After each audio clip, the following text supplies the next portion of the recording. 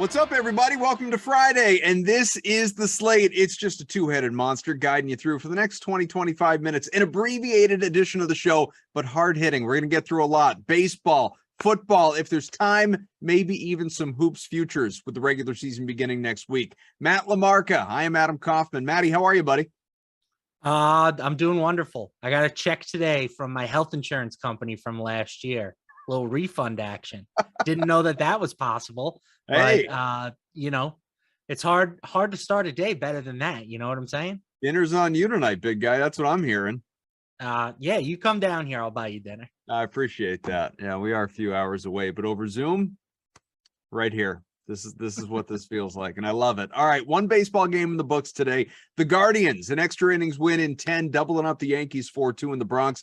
That series is now even at 1. We got a game in progress with the Phillies. Despite only one hit early on, they do lead 1-0 at home against the Braves. And a little later on, in a couple hours, we will have the Dodgers and Padres, game 3 of that series as well. So the active one, as well as that one, both tied at 1. But let's start with what already happened. We don't need to break down the Yankees and Guardians game, but in terms of what we've seen through 2, and it's now a best of 3, what are your impressions going forward here?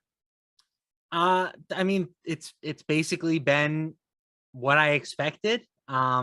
Relatively low scoring, good pitching on both sides. I think the Yankees have the edge from the starting standpoint, but once you get past their starters, their bullpen can be a little bit suspect at times. So, I think Cleveland is ultimately pretty happy with the split. They did have to use Clase for a ton of pitches today. He threw 2 1/3 innings, 33 pitches.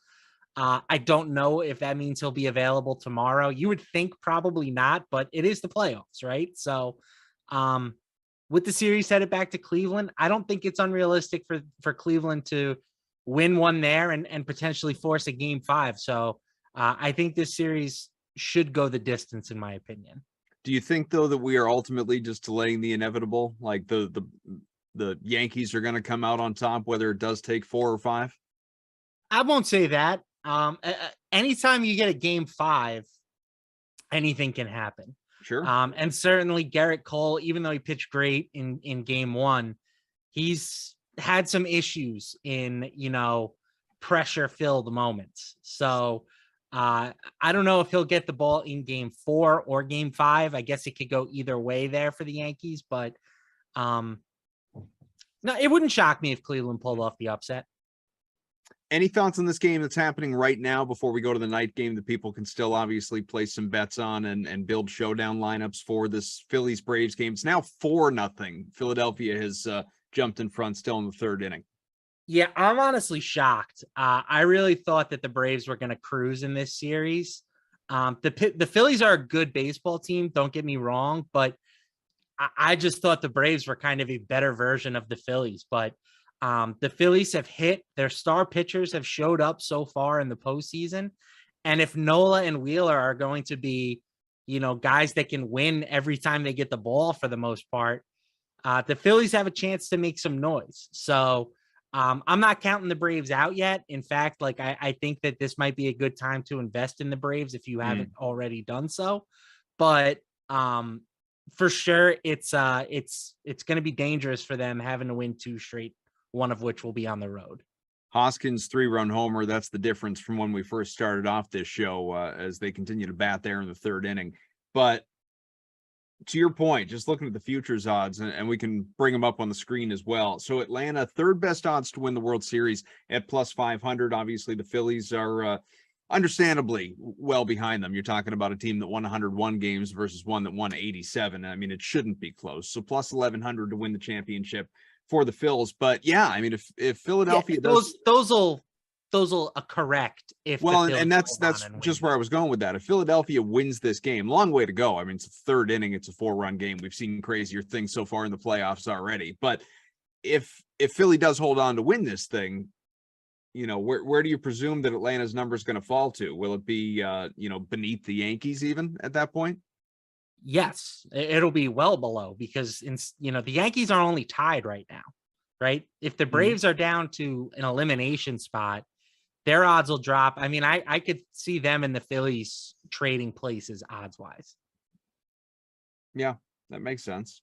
So good time to invest at that point. If I mean, it depends whether you're to what degree you're a believer, obviously. Yeah, I'm still buying the Braves. I mean, I picked them to win the World Series, so maybe I'm just being a little bit stubborn, but I mean, they have everything that you're looking for in a playoff team. They just haven't gotten it done yet so far. I mean, they played nearly 120 win baseball starting June 1st. So I think asking them to win 2 in a row is not an overwhelming thing to do.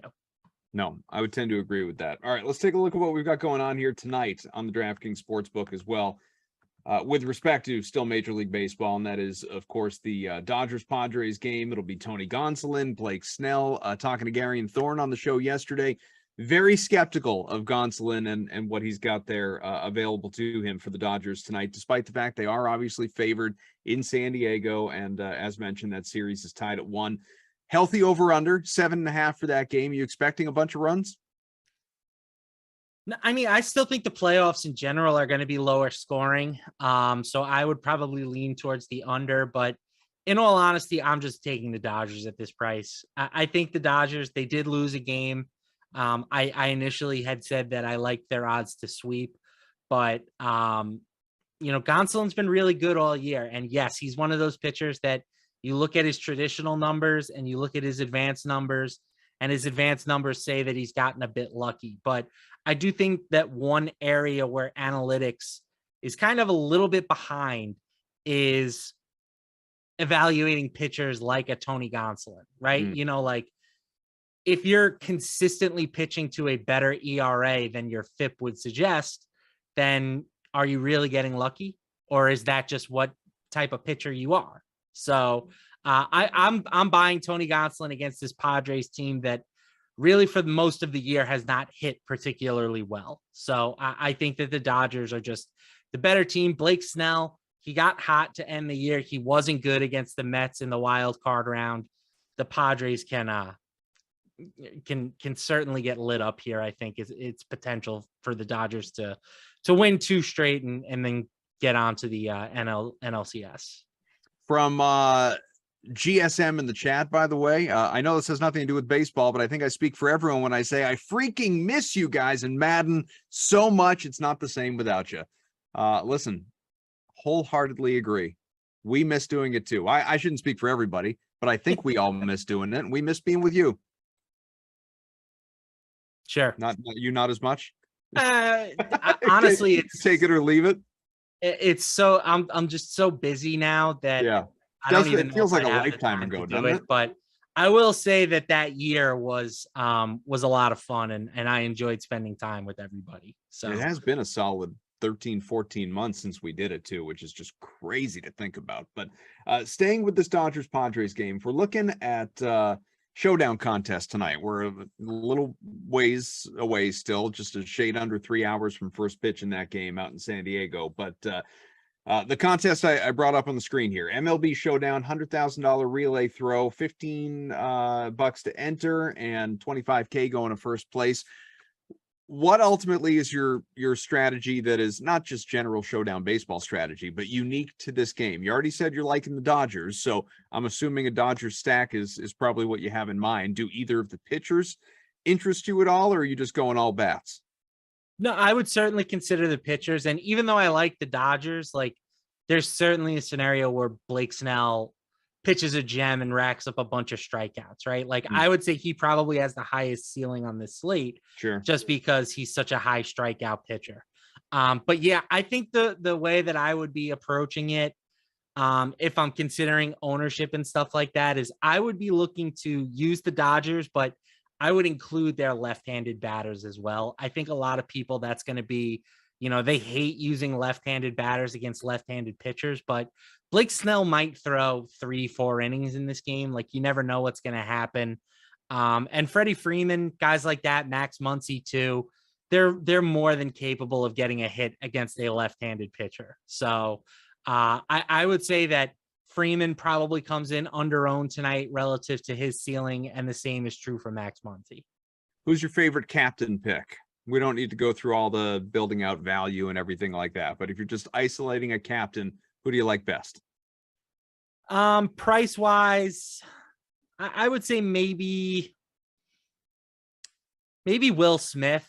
Batting cleanup in the Dodgers lineup. You get just a smidge of salary relief compared to the top hitters on their team.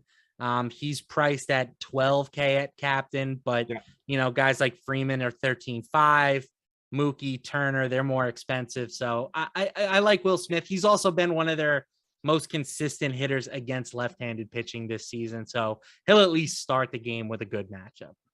I'm looking at some of the optimal builds and projections for tonight. Some of the more popular captains are Trey Turner, obviously Mookie Betts. Trace Thompson is in that discussion, which is interesting as well. Just something to think about. Obviously, there are a lot of different directions. And as we know, I mean, some sports are a lot more predictable, easier dependable. To predict, yes. Yeah, I mean, like NBA, barring injury, obviously, what a rotation looks like, what a guy's minutes are going to be. You don't know if in hockey a guy is going to score a goal. Touchdowns are volatile, obviously, in football, and how's a guy going to do at the plate in baseball? There are sports along the lines of this one that become a little harder to handicap, but that's kind of the fun, obviously, of daily fantasy. So all of that in mind, LaMarca, because we've got about 10 minutes left. And like I said, a quick hitting program. Let's go to the NFL. NFL is king. We're on the heels of just a disastrous Thursday night football game that I don't think bears a lot of discussion from last night. But other than just the ugly outcome, in particular that first half, but the ugly outcome that most people predicted going in, we talked all about it yesterday. Was there any sort of prevailing takeaway that you had from that game? It's not a hugely new development, but I am done with the Justin Fields experiment. He does have excellent athleticism for a quarterback, and maybe there is still some hope that he can develop into a better passer, but he just missed too many throws last night that an NFL quarterback needs to make. I mean, the fourth down play in particular, he had Darnell. At the very end, you mean? Yes. Yeah. He had him. That guy is open by NFL standards, and you have to zing the ball in there. And instead, he throws this weird lollipop throw, lets the defender catch back up to the receiver, turns it into a contested ball, and his receiver didn't come down with it. Could Mooney have still made that play for him? Yes, but he shouldn't have had to. If you're an NFL quarterback, that's the type of throw that you just have to be able to make, and Fields has not displayed the ability to make those throws routinely. So if I'm in Chicago, if I'm in their front office and I have a chance to draft another quarterback this year, I'm not hesitating. I'm doing it. Tell you what, I'd have had a much better night, financially speaking, if the play before that, Dante Pettis, had caught that touchdown. Yeah, well, I mean, that guy literally almost got his spine broken in half, it looked like. Yeah, I'm not saying it would have been an easy play. I'm just telling you, I would have had a better night if he had caught that ball. Some of the latest inactives and the injury reports are still coming out, as it is a Friday afternoon. But some of the inactives so far, some we've known about, others maybe a little surprising. But Adam Schefter doing a good job to throw them all out in a tweet. Tua Tagovailoa still not returning yet for the Dolphins. Minkah Fitzpatrick is out. Pat Freiermuth. Cam Sutton, Jarvis Landry, Michael Thomas is not going to play this week. Marshawn Lattimore, Rashad Bateman, so opens up an opportunity there for some other potential, Duvernay and other options in that Baltimore offense. Kenny Golladay, Kadarius Toney are not playing. Jadeveon Clowney and Denzel Ward. That's good for probably Bailey Zappi versus Mac Jones this week. Christian Watson, James Conner, and Darrell Williams are both out in the backfield there for Arizona. And Cam Akers, for reasons unknown, right? It seems like the Rams, they're working some things out behind the scenes as it relates to Cam Akers, but this is not an injury absence, at least was not indicated as much by Sean McVay. What do you think is the most, as we know them so far, because there are going to be more inactives that trickle out, maybe even during this show, but certainly throughout the evening, which is the most impactful as it relates to either how you're going to bet or daily fantasy and chasing $1 million on DraftKings? Well, I think from a DFS perspective, the Cardinals running backs is a big deal. Benjamin is 4,600. That's a price tag that you just don't see on DraftKings all that often, right? I mean, they've gotten very good at pricing up backups so that even when they get a chance to start, they're fair, right? We kind of have seen this like with guys recently who have taken over, like Jamal Williams that first week. He was still, I want to say, in the low 6K type range. So getting a starting running back for 4,600 is just too hard to pass up. And honestly, the way I see things, like it's a pretty clear top three from a value perspective at running back this week. You've got you've got Ramondre Stevenson, and you've got Kenneth Walker III. And, assuming that Damian Harris doesn't play because for some reason the Patriots keep listing him as limited at practice, even though... Yeah, he's not playing. They already called somebody up from the practice squad. Right. But it's just weird. I hate this is the type of stuff that the Patriots do that just drives me a little nutty. I get it. Totally get it. But anyway, those three guys, it's going to be very tough for me to not just plug all three of them into my cash game lineups and call it a day. So all three. So you're going to put one in the flex then? Yeah, of course. Yeah. I know. I like using a running back in the flex for my cash game teams in particular. If you get a running back that's underpriced, it's just very safe production. Yeah. I'm just looking at some of the numbers here. Obviously, Stevenson, we were just showing him. We're on Kenneth Walker now, but Stevenson, basically 20 points per the last three. He's been outrageous. And that was even with Harris, available for some of that. So, you knew he was going to have a larger role in the pass catching game too once James White went down even before the season. So it is interesting for sure. If we can get back to DFS, we kind of bounce around. We've got a few more minutes, and there are no sims tonight. For those that do miss us in Simland and with Madden, there are no sims tonight, just to be aware here on this Friday evening. But if you're looking right now, I'm just sort of scanning the list, and most of these totals are in the mid 40s, as is typical. You get to later Sunday, the 2 of the 3 4 o'clock games. 54, the Bills and Chiefs, which is always a matchup people are going to be excited about. It's two teams that should be in the AFC title game in all likelihood.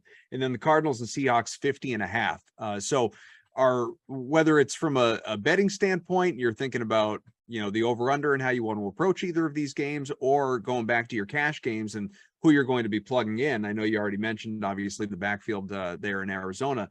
Are you going to chase points? Do you think that there's going to be so much offensive production in these two games that you're going to lean heavily there?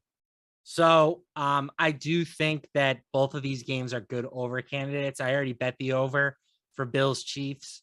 The fact that it hasn't moved at all, a little bit concerning, because the public is on the over in that game. But I mean, these teams combined for more than 70 points in the playoffs. Both of the last two Chiefs games have gone over this number. Buffalo, it has not really been an over team to start the year, but that's because their defense has been good. I don't think their defense is really going to matter in this spot. The Chiefs can score against anybody, evidenced by the 41 they hung on Tampa Bay 2 weeks ago. And again, I like the fact that both of these offenses are so good that even if one of these two teams does build up a lead, it's not like they can take their foot off the gas, right? You can't give the other team a chance to catch back up. You need to keep pouring it on. So I think that when you have two offenses led by Josh Allen and Patrick Mahomes, and they're pretty much going to be going at it for four quarters, it's a good recipe for an over. But from a daily fantasy standpoint, I prefer that other game just from a value perspective, right? There are so many guys in that game that just stand out as really underpriced, right? We talked about both of the running backs, but at receiver, Tyler Lockett refuses to get priced up. I don't understand why. He's 5,600. He had 30 DraftKings points last week, and his price didn't budge. Rondale Moore, 4,200. That's just way too cheap. He had 8 targets last week. Marquis Brown, somebody that I think has been overlooked for a lot of the season, putting up wide receiver 1 numbers for the Cardinals right now. Even at tight end, Zach Ertz has been really good for the Cardinals. He's had double-digit targets 3 of the past 4 weeks. So like just it's so much easier to stack that Cardinals Seahawks game. And I also think it'll carry a bit less ownership because people are going to want to grab as much of Bills Chiefs as they possibly can. So if for, we get this question from time to time, survivor pools at this point in the year, week 6 here, Rams are 10-point favorites. Thing is, I'm guessing most people probably have gone by way of the Rams already. So if you've already gone in that direction, you got the Packers 7.5, the Steelers, or rather the Bucks, pardon me, at 9.5, or maybe somebody else on the hashtag Lamarca list. Who stands out to you? I do think the Rams are the easy pick if you still have them. I know I still have the Rams. I guess I'm fortunate in that regard. But if not, I think you can definitely go with the Packers. I am a Jets fan, quote unquote. I'm not nearly the same caliber of Jets fan as I am Mets fan. Sure. I think the Jets have become overrated at this point, right? There are people talking about their offense saying that it's like explosive and they have all these dynamic young playmakers, and that might be true, but their offense had like 325 yards last week. The game was 19-17 against the Dolphins' third string quarterback heading into the fourth quarter. Like, just because they finished with 40 points, it was about as fluky of a 40 as you'll ever see. And the Packers, I know they've been disappointing, but I just think that the hatred on them has gone a little bit too far. So I'm on the Packers. I've already taken them at -7. I think that they're totally fine to use in a survivor pool if you don't have the Rams available. I've used the Rams. I've used the Packers. I'm going Bucks. Bucks is not the team that I have used to this point. I almost did last week, and I think I went to the Bills, which was obviously like safest among safe picks. So we'll see how that goes. But before we get out of here, favorite bet. What's your favorite bet on the DK Sportsbook this weekend right now? So I'm going to take the Steelers, and that might be a weird one to say as your favorite bet. It's up to 9.5. I'm still waiting it out. We might get a 10 the way that this thing has been moving. It was something like 8 or 8.5 to start the week, but it's all the way up to 9.5 already. Mike Tomlin, just historically good as a home underdog, 14-3-1 against the spread as the Steelers head coach as a home dog. It was not a pretty showing last week against the Bills, but the Bills are just that good. I think the gap between the Bills and the Bucks is pretty wide. So I'll take the Steelers getting the points. I thought Kenny Pickett, honestly, all things considered, was okay last week. Yeah, the turnovers weren't optimal, but I think that this is just a little bit of an overreaction, right? The advanced spread here was 5.5. Now it's 9.5. That seems like a lot, considering that the only real change for the Steelers, I guess they don't have Minkah Fitzpatrick, but was moving from Trubisky to Pickett, and I don't think that that's much of a downgrade, if a downgrade at all. If I remember right, when we had this conversation when you were on the show last Friday, 18-2 was where you stood, and we joked about regression, but also said like tail this man's picks while he's hot. Where are you at now? We went 4-1 last week, so we are now 22-3 for the year. So yeah, stay with Lamarca is what we're telling you. And the picks have been submitted. I don't know if the article's live yet, but my DK Live Sportsbook Pools article should be up on the DK Playbook website very shortly, if it isn't already up there. Well, it sounds like a good transition to lead all of you to DK Nation, DK Live, DK Playbook. DK is really the common denominator here. Check out everything going on DraftKings across all of our channels, YouTube, Twitch, Twitter, wherever you're used to finding all the great content. The sweat will be available for you this weekend on Sunday to lead you into the main slate, but there's still plenty of reading going on ahead of that and bets to be made, not only tonight and throughout the weekend on football, but also baseball, that Dodgers-Padres game tonight. Basketball, we didn't even get to it, but the NBA tips off on Tuesday with a couple of games, including my beloved Celtics. I will be here with you on this show to help preview that game and the first night in the NBA on Tuesday, so it should be a lot of fun. We want to thank Eamon, our producer, Daniel, our technical director, all the love out there to Moose, who's just off wandering the woods somewhere. Matt Lamarca, I am Adam Kaufman. I'm out of a voice. See you later. Bye.